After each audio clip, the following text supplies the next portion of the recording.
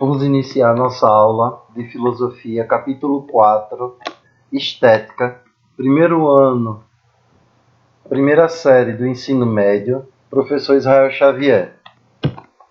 O que é a estética? É uma parte da filosofia muito importante para que possa despertar em todas as pessoas a sensibilidade para todas as manifestações humanas, sejam elas artísticas, culturais. Quando falamos em estética, geralmente vem à nossa mente a noção de arte ou de gosto. Belo, feio. Realmente a estética envolve tudo isso.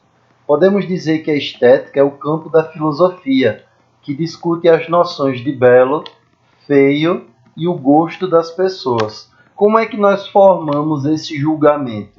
É isso que a estética vai tentar mostrar na filosofia. Quais são as ideias que estão presentes nas manifestações artísticas, culturais e humanas? Em todas essas expressões humanas, obras de arte, nós temos ideias que estão contidas. É isso que a estética vai tentar mostrar para nós. A educação da sensibilidade. A educação da sensibilidade requer o contato com muitas obras de arte. Por isso os museus são tão importantes. Não só os museus. Qualquer lugar em que as pessoas tenham contato com expressões artísticas, humanas, culturais, elas são importantes para que haja uma educação da sensibilidade, para que a pessoa seja educada, formada, para que ela se acostume a ter a habilidade de sentir o que está à sua volta. Sentir para poder compreender, para poder raciocinar, para poder refletir. Sobre a estética, o belo. Já vimos que a estética é o ramo da filosofia que estuda racionalmente o belo. Mas afinal, o que é o belo? Beleza é algo objetivo ou subjetivo? Muda de acordo com o tempo, de acordo com o lugar, de pessoa para pessoa? A essas e outras questões que muitos filósofos se dedicaram a responder ao longo da história. Vamos ver alguns deles. O belo para Platão, século V a.C. Para Platão, o belo está ligado a uma essência universal. O belo não depende de quem observa, pois está contido no próprio objeto. Esse é o ideal das academias de arte. Elas tentam fixar regras para a produção artística a partir de uma determinada concepção de belo. Então vejam só, para Platão, a essência universal, o belo, estava nas ideias. Nós podemos ter contato com uma fração do belo nos objetos. Por quê? Os objetos são cópias imperfeitas das ideias que são perfeitas. O belo está ligado à essência, à ideia. O objeto está ligado ao mundo sensível, à parcialidade.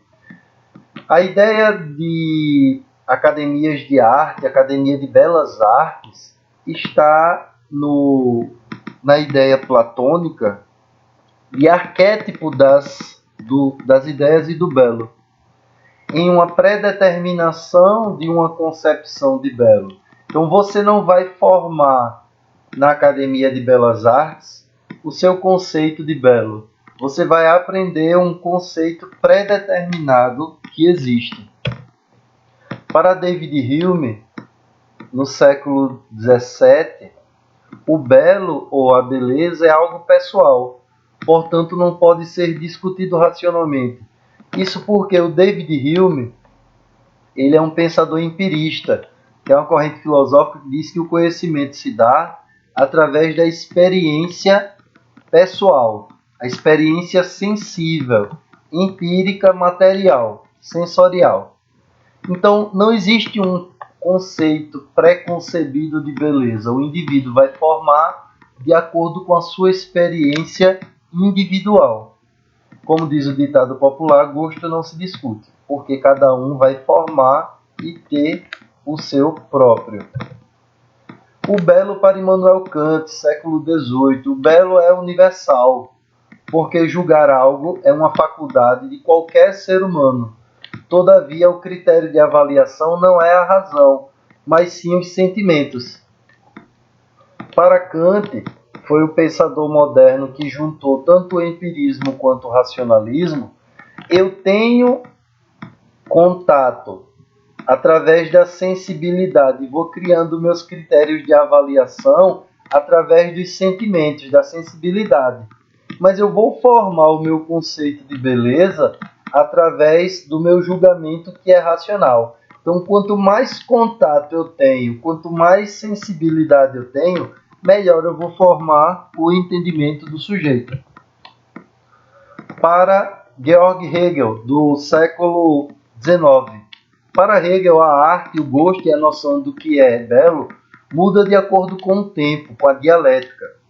Portanto, a produção de uma obra ou definição de algo como belo depende mais da cultura de uma determinada época. Hegel vai dizer que a característica da realidade é o movimento. A realidade ela nunca é estática. E é através dessa ideia de movimento da realidade, movimento dialético, choque de forças contrárias, em que tanto a obra de arte como o belo nunca são os mesmos. Eles estão relacionados ao zeitgeist, ao espírito da época de cada momento histórico. O que é considerado feio em um certo período pode ser belo em outro. Nós temos aqui duas expressões artísticas e elas podem ser consideradas arte ou belas, dependendo do período histórico que seja mais favorável. O belo para a fenomenologia, século XX. A fenomenologia é uma corrente filosófica atual. Para os fenomenólogos, a obra é única e pode ser entendida por meio da experiência estética.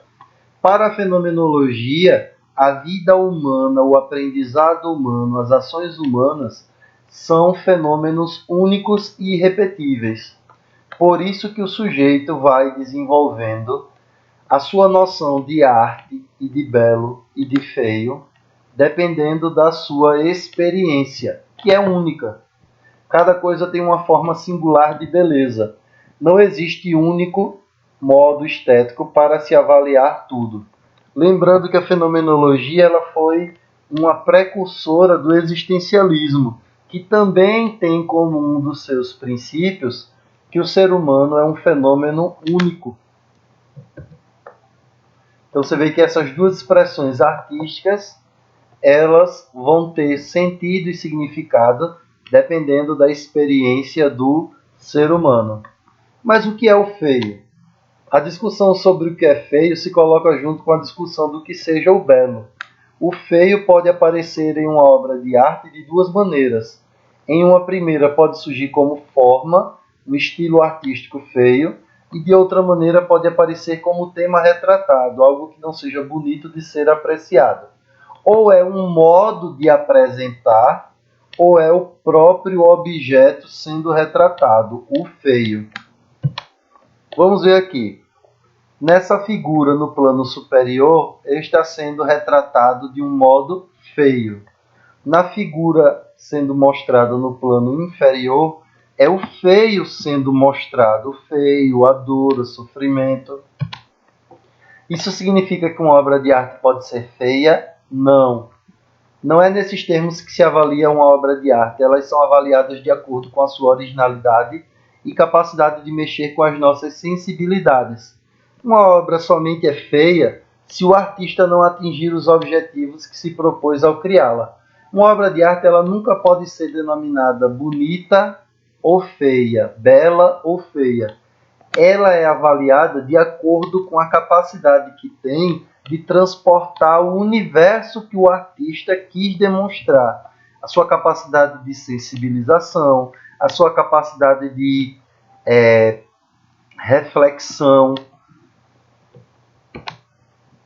Uma pessoa está nessa figura contemplando uma obra de arte, uma expressão humana. Ela é denominada boa ou ruim, dependendo se ela cumpriu o seu papel de demonstrar uma outra perspectiva sobre a realidade. Para finalizar, a vida humana possui diferentes dimensões, especialmente do nosso tempo, que é caracterizada pela fragmentação. A filosofia se ocupa em entender profundamente a totalidade da vida humana, tentando unir essa diversidade em um todo coerente. A estética e a arte, nesse sentido, são setores de grande importância para nossas vidas, pois estão presentes em nossos julgamentos. Em especial, o nosso tempo requer uma educação e, consequentemente, valorização das artes, em detrimento de um mundo dominado pela técnica e pela ciência. É muito importante salientar e enfatizar que uma pessoa ou uma sociedade que seja dominada pela técnica e pela ciência, ela corre o risco de passar por um processo de desumanização, porque ela vai começar a entender a realidade não em critérios qualitativos, e sim em critérios quantitativos. O ser humano vai passar a ser visto como uma coisa, como um objeto. Vai passar por um processo de objetificação. Esse é o papel da arte. Despertar nos seres humanos a sua humanidade, a sua sensibilidade, a sua empatia, a sua capacidade não só de raciocinar, mas a sua capacidade de pensar, de refletir sobre a sensibilidade. Muito obrigado.